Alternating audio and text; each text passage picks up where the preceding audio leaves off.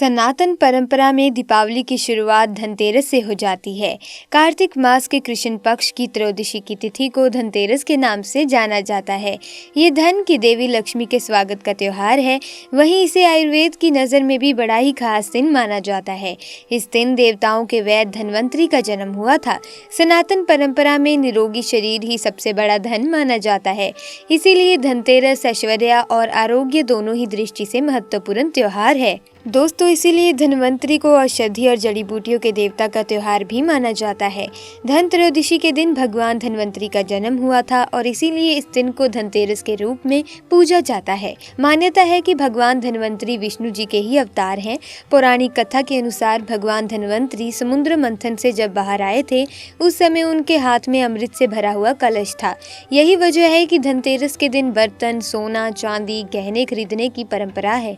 धनतेरस पर भगवान धन्वंतरि और मां लक्ष्मी की पूजा में समृद्धि में वृद्धि होती है। इस दिन प्रदोष काल में यमदेव के लिए भी दीपदान किया जाता है। मान्यता है कि ऐसा करने से अकाल मृत्यु का डर दूर हो जाता है। भगवान धन्वंतरि को चिकित्सा और औषधि के देवता के रूपों में भी जाना जाता है। हिंदू पंचांग के अनुसार इस साल धनतेरस 23 अक्टूबर 2022 को है। धनतेरस का पर्व कार्तिक माह के कृष्ण पक्ष की त्रयोदशी तिथि के दिन मनाया जाएगा। इस दिन से ही 5 दिवसीय दीपावली का उत्सव शुरू हो जाता है। इस शुभ पर्व पर मां लक्ष्मी के साथ कुबेर देवता और धन्वंतरि की भी पूजा का विधान है। धनतेरस सोना, चांदी, बर्तन की खरीदारी करना बहुत ही शुभ माना जाता है। धनतेरस 2022 का शुभ मुहूर्त कुछ इस प्रकार से रहेगा। कार्तिक माह कृष्ण पक्ष त्रयोदशी तिथि आरंभ 22 अक्टूबर 2022 शाम 6:02 से। कार्तिक माह कृष्ण पक्ष त्रयोदशी तिथि समाप्त 23 अक्टूबर 2022 शाम 6:03 तक। धन्वंतरि देव पूजन का शुभ मुहूर्त 23 अक्टूबर 2022 रविवार के दिन 5:44 से 6:05 तक। शुभ मुहूर्त की कुल अवधि 21 मिनट। प्रदोष काल 5:44 से 8:16 तक। वृषभ काल 6:58 से 8:54 तक। वहीं दोस्तों, मान्यताओं और वास्तु शास्त्र के अनुसार धनतेरस के दिन कुछ चीजों को खरीदने से बचना चाहिए। जी हाँ, बिल्कुल ठीक सुना आपने। दोस्तों, धनतेरस के दिन इन चीजों को भूल कर भी अपने घर खरीद कर ना लाएं। नंबर 1, हिंदू धर्म के मुताबिक काले रंग को शुभ नहीं माना जाता। अगर आप धनतेरस के दिन काले रंग की चीजें खरीदते हैं तो दोस्तों, आप अपने घर में गरीबी को खुद निमंत्रण दे रहे हैं। इस बात को आपको ध्यान रखना चाहिए कि दीपावली से पहले या धनतेरस के दिन कभी भी मार्केट में खरीदारी करने अगर आप जाएं तो आप काले रंग से दूरी बनाए रखें, क्योंकि अगर आप काले रंग की कोई भी वस्तु या काले रंग का कोई भी कपड़ा अगर इस दिन आप खरीदते हैं तो आप अपने घर में खुद ही गरीबी को निमंत्रण दे रहे हैं। जो लोग धनतेरस के दिन काले रंग की चीजें खरीदते हैं, देवी माँ उन घरों से हमेशा दूरी बनाकर ही रखती है और धनतेरस जी भी उस घर में नहीं आते और आप सरासर माँ लक्ष्मी को नाराज कर रहे हैं। दोस्तों, अगर आप धनतेरस के दिन काले रंग की चीजों को खरीदते हैं तो माँ लक्ष्मी के साथ साथ धनतेरस जी भी आपसे रूठ जाएंगे और आप दोस्तों गरीब होना शुरू हो जाएंगे। इसीलिए आप कभी भी धनतेरस के दिन काले रंग की चीजों को खरीदने की कोशिश बिल्कुल न करें। नंबर 2, इसके बाद वास्तु शास्त्र में कहा गया है कि अगर आप धनतेरस के दिन नुकीली चीजें या कैंची या चाकू जैसी धारदार वाली चीजें कभी न खरीदें।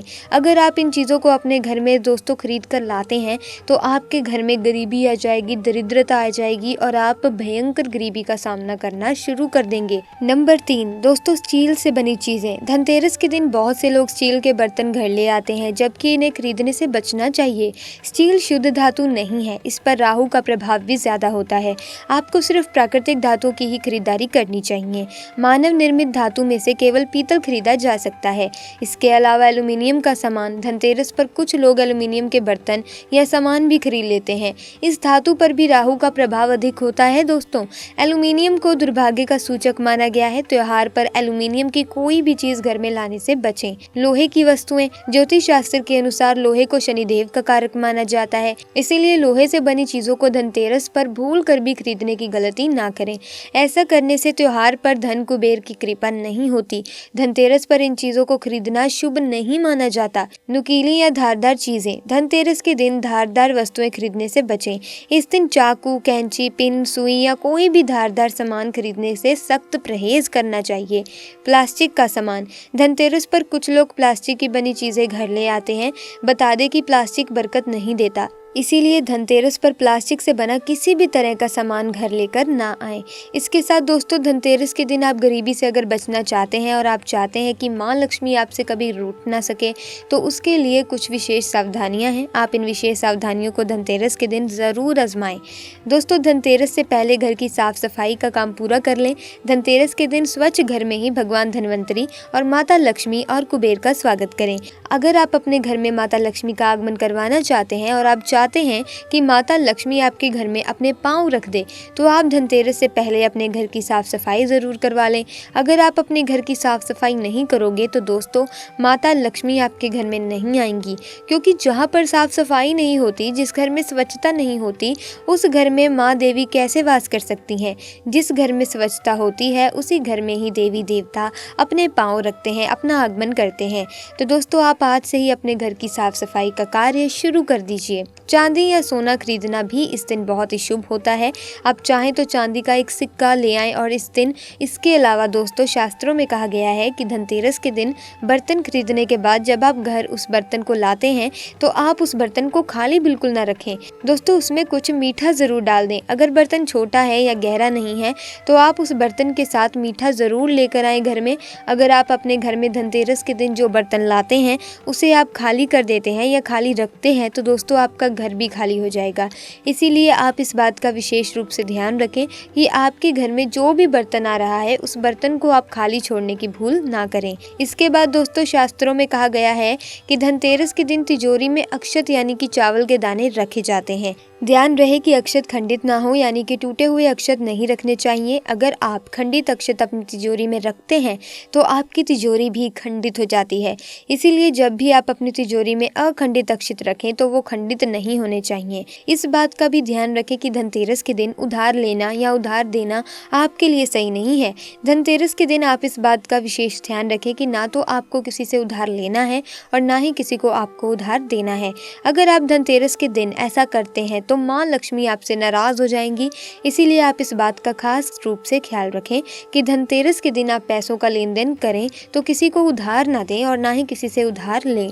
तो दोस्तों, ये थी वो चीज़ें जो आपको धनतेरस के दिन ज़रूर अपने ध्यान में रखनी है। अगर आप ये गलतियाँ करते हैं तो आपको गरीब होने से दुनिया की कोई भी ताकत रोक नहीं सकती।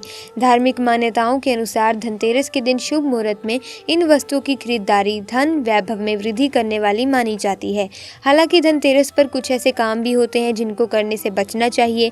अगर आप गलती से भी उन कामों को करते हैं तो हो सकता है कि आप पर माता लक्ष्मी की कृपा ना हो। दोस्तों, धनतेरस पर ना करें ये काम। नंबर 1, कूड़ा और गंदगी ना रखें। कहा जाता है कि माता लक्ष्मी उस स्थान पर ही निवास करती हैं जो साफ सुथरी और सकारात्मक वातावरण वाली हो। ऐसे में आपको भी दिवाली और धनतेरस पर घर की अच्छे से साफ सफाई कर लेनी चाहिए। ध्यान रखें कि घर में कूड़ा, रद्दी और गंदगी ना हो। नंबर 2, जूता चप्पल।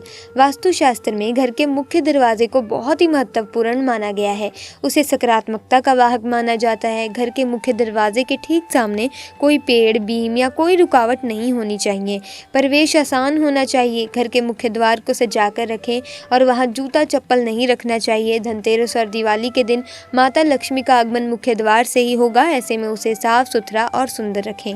नंबर 3, कांच या ऐसी मूर्ति की पूजा ना करें। धनतेरस के दिन लोग माता लक्ष्मी, कुबेर और भगवान धनवंतरी की पूजा करते हैं।